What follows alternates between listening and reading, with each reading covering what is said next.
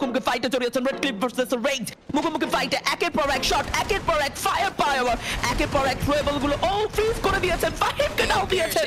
আর তিনি long distance থেকে স্নাইপারের সেই ম্যাজিক্যাল শট গুলো কানেক্ট করছে। আয়াকাজা যেটার কথা বলছিলাম, একজন স্নাইপার প্লেয়ার চাইলেই যেই কোনো মুহূর্তকে ঘুরিয়ে দিতে পারেন। সাইকোর শেষ শট বিদায় দিয়েছে রেড ক্লিফকে, but it's call third party. What a performance! TFA is call a perfect third party. বিদায় দিবেন Raise. Love to team TFA যেমন দার ফাউন্ডেশন মুখের সামনে থেকে বুয়াটি ছিনিয়ে নিয়েছে।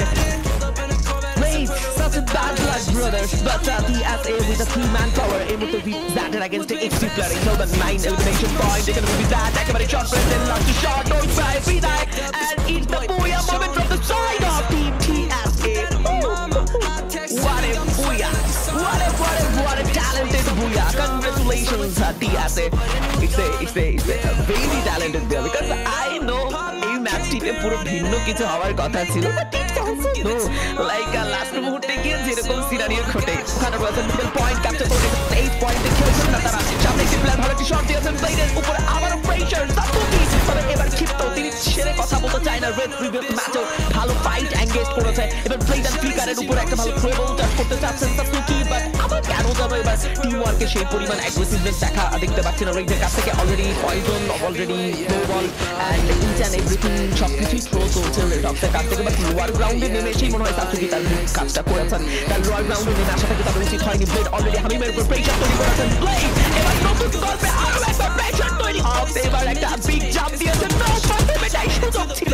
ড্যামেজ টাওয়ার একটা থ্রোবল যদি চার্জ করতে পারতেন বেশ ভালো হতো, বা থ্রোবল চার্জ করছেন না। লং ডিস্টেন্স থেকে রোজমেরি অলরেডি ডাউন দিয়েছেন। এই সুযোগেই দেখবেন রেড হক্স উপরে উঠে এসেছে। বিলিভ মি, এই সুযোগটাকে কাজে লাগানো ট্রাই করবেন রেড হক্স, বাট তার কাছে লাগায়নি। তারা বসেছিল সেখানে হোল্ড করে, বাট এই মুহূর্তে কাজে লাগাবে তার উপরে অলরেডি উঠে এসেছেন। একের পর এক প্রেসার তৈরি করতে পারে নেজাদ এন্ড কাপি, ঘুরে যেতে পারে যে কোনো সময়। একটা থ্রোবল, একটা বোম্বার চার্জ এন্ড প্রেসার দিক ফাইনাল কোথায় যাবেন? P90 হাতে তুলে নিয়েছেন, কিছু করার নেই। একের পর এক shot and red cliff down দিবেন। ফাইনাল দ্য লাস্ট প্লেয়ার রোজমেরিকে পয়েন্ট করলেই একটা ইজি পিজি পুইয়া চলে যাবে the side of team red হক্সের কাছে। এলিমিনেশন নিয়ে বিদায় হবে red cliff and the booyah goes to Team Bangladesh. Team Red Hawks, congratulations. What a big match, Red Hawks. Ultimate key in this match, Red Hawks. Salman প্রত্যেকেই এবার shot রয়েছে, এগিয়ে এসেছে পুরো টিমের উপরে। একেবারে মুখোমুখি fight, another trouble, another shots and Thanos to applause গেমারদের উপরে। তারা যথেষ্ট ক্যাপেবল এবং এই মুহূর্তে বাইনারি সিনারিওতেই হয়তো শেষ ফাইট এঙ্গেজ হবে। অনেকগুলো টিমের একত্রিত মিলন মেলা যেখানে রয়েছে। মুখোমুখি ফাইটে জড়িয়ে গিয়েছেন দুটো টিম। রাফিজ এন্ড রোহান তারা প্রবেশ করেছেন। তারাবসের উপর প্রেসার ডাউন দিবেন তারাবস। পেছন দিক থেকে লিভিং স্টোন তিনিও এগিয়ে এসেছেন। অ্যান্ড ইয়াস, ইলেকট্রো এবার সুযোগ বুঝেই সেখান থেকে সরে যেতে চান। খুব জানেন যে এই মুহূর্তে যদি কোনোভাবে এই প্লেসটা ক্যাচ করে রাখি তবে থার্ড পার্টি আমরাই হতে পারি। তারাবসের প্লেয়ার বেশ বাজেভাবে লুজ হয়েছে। এভাবে যদি প্লেয়ার লুজ করতে থাকে তবে তারাবসকে ভাবতে হবে যে আজকের দিনটাকে কিভাবে তারা সাজাবেন, এক্স্যাক্টলি কিভাবে তারা সাজাবেন। এবং এই শেষ মুহূর্তে 8টি টিমের এই কনভারসেশনে, এই মোমেন্টামে যদি কোনো একটি টিম অন্তত এখনো ইলেকট্রো যেন পুরো তুমি তাদের ইলেকট্রিক্যাল ফাইট দেখাচ্ছেন। ইলেকট্রোর শটে বিদায় দিবেন টিম রেড। another headshot নেজাদের উপর। রেড সুযোগ বুঝেই রিকলটা দিতে পারবেন নেজাদকে, বাট কি করছেন তবে? এটা কে? এই হুটা তবে কে? আমরা জানতে চাই আজকের দিনে।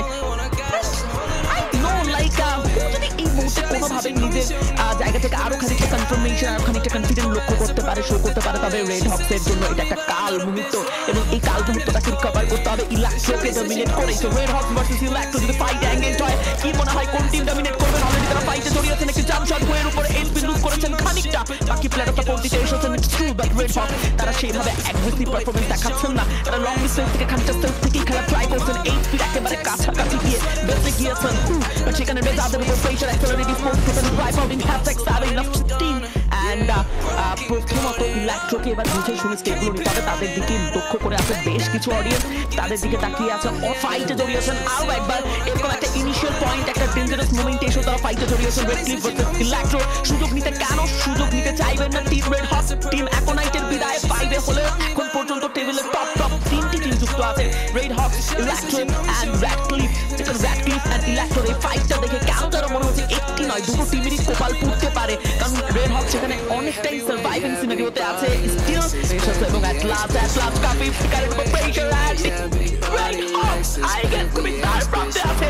তাদের লাস্ট প্লেয়ার ব্লেড একেবারে নিজেকে কন্টেনারের মধ্যে শুপে নিয়েছেন, তিনি চুক্তি করে গেছেন। রেড ক্লিফ তারা এখন পর্যন্ত লোয়ার রাউন্ড ক্যাচ করে রেখেছেন। ইলেকট্রো তারা চাইবেন না আবার রাউন্ড পর্যন্ত ক্যাচ করে রাখার, তারাও নিচে নেমে যাবেন। এটা একটা বিগ ম্যাচ, একটা বিগ সুযোগ। এবার যদি কোনোভাবে টিম রেড ক্লিফকে ডমিনেট করতে পারে তবে ইলেকট্রোর জন্য হবে এটা একটা বিগ মোমেন্টাম। টিএস elimination last 3 team Red cliff, Red Hawk and Electro, যেখানে ম্যান পাওয়ারে এগিয়ে আছে রেড ক্লিফ এন্ড ইলেকট্রো। যদি রেশিওটা 45% ইলেকট্রোর কাছে, রেড ক্লিফ মাত্র 80 প্লেয়ার, সরি রেড ক্লিফ মাত্র 20 প্লেয়ার, এবং সেখানে রেড হকসের কাছে মাত্র 80 প্লেয়ার। এবং ব্লেড যিনি আসলে একেবারেই চাইবেন না এই মোমেন্টামে কোনোভাবে নিজের লাস্ট সিনারিও নিজের ফেসটা ওপেন করতে। তিনি জানেন এই মুহূর্তে বাই এনি চান্স কোনোভাবে যদি তিনি তার ফেস ওপেন করে তবে চারপাশের প্রেশার চলে আসবে এই মুহূর্তে রেড হকসের সেই ব্লেডের উপরে।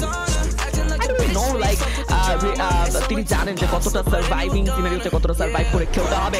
উই আর অলরেডি ইন ভাই অসাম, আমরা 2000 ওয়াচিং কল ক্রাস করে নিয়েছি।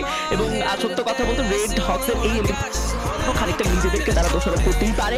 এলিমিনেশনটা হবেই না বা কেন, ম্যাচ পারফেক্ট বাধা হবে লুজ করেছে, বাট এবার ইলেকট্রোর উপর যেন পুরোদমই রাশ করছেন রেড ক্লিফ, পুরোদমই এগিয়ে এসেছেন। রাফিমের ডাউন আর একটি মাত্র প্লেয়ার টিম ইলেকট্রো হয়ে খেলবেন, দায়িত্বটা বেশ বড়। রোমানকে ডাউন দিয়ে সুযোগ নেই। It's the big match from the side of Team Red Cliff, and this match Booyah goes to Team Red Cliff. What a big match with 16 eliminations. যেখানে ডাউনটা নিয়েছেন এবং কনফার্ম দিয়েছেন ইলেকট্রো, তাও ইলেকট্রিক্যাল ফাইটে প্রস্তুত। আর একটা বিগ ম্যাচ, কাজী EX তিনিও try করছেন এই মুহূর্তে মুখোমুখি ফাইটে চালানোর ইয়াস, এবং কাজী ইএক্স তিনি মোটামুটি আম্পায়ার 9-0 দিয়ে ঘুরে দিতে চাইবেন। সামনে রয়েছে red hawk, electro versus red hawk, electro versus red hawk. কাজীকে ডাউন দিয়েছেন এবং পাল্টা আঘাতটা দিয়েছেন ফ্লিকার লং ডিস্টেন্স থেকে। Last two player who and রাফিম মুখোমুখি ফাইটে, এবার রাফিমের উপর প্রেশার আসতে পারে। রাফিম জানেন এই মুহূর্তে যেভাবে ওকে ক্যাচ করতে হবে, ভালো একটি হেডশট দিল, বাট ফ্লিকার যেন ওয়ান ম্যান আর্মির মতো একাই বসিয়ে দিচ্ছেন সবাইকে। হুও থামছেন না সেই ক্ষেত্রে তার জায়গা থেকে, but no Blade and Flicker একটা কল আছে। যদি এবার নেতাদের উপর প্রেশার এসেছে, শট ফিল্ড আর এবার এগিয়ে যাবেন কফি, সামনে থাকবে স্থানাবত ফিশার এবং ব্রেইজ। আরো একবার মুখোমুখি ফাইটে ব্লেড প্রবেশ করবেন। হামিম রয়েছে তার মুখোমুখি একেবারেই 90 ডিগ্রিতে কম্পাউন্ডের মধ্যে প্রবেশ। ও তার ফিলের উপর এবার একেবারে অনাকাঙ্ক্ষিত ফাইট, বাট হামিম পেছন থেকে যেন নতুন গল্প সাজাতে চায়। একের পর এক ট্রেবল, একের পর এক বম ব্লাস্টিং ট্রেবল। এবার যেন কাল হয়ে দাঁড়াবে টিম স্থানাবতের জন্য। খুব দ্রুত বিদায় নেবেন team. Oh my God, Nejat, what a perfect grenade! What is freaking happening, Nejat?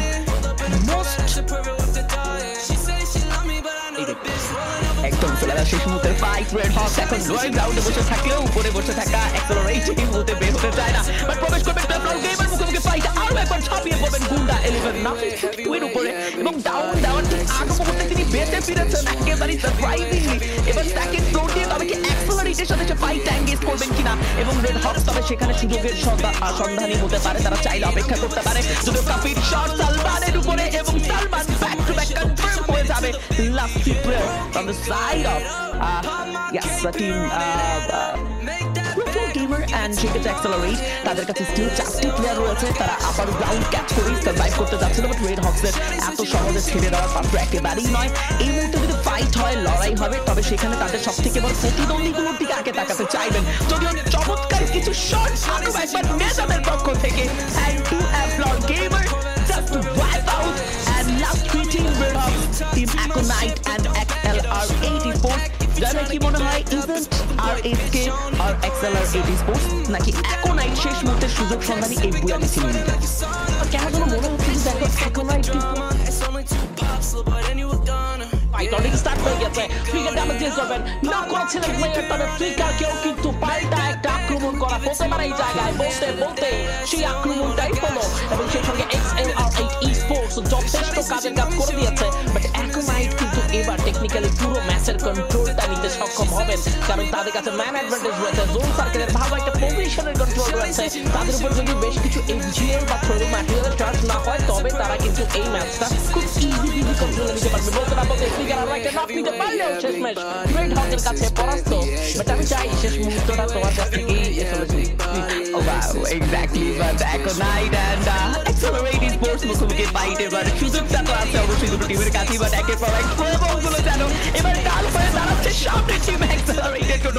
Brown চেষ্টা, but and it's the Booyah coming from the side of team Aconite।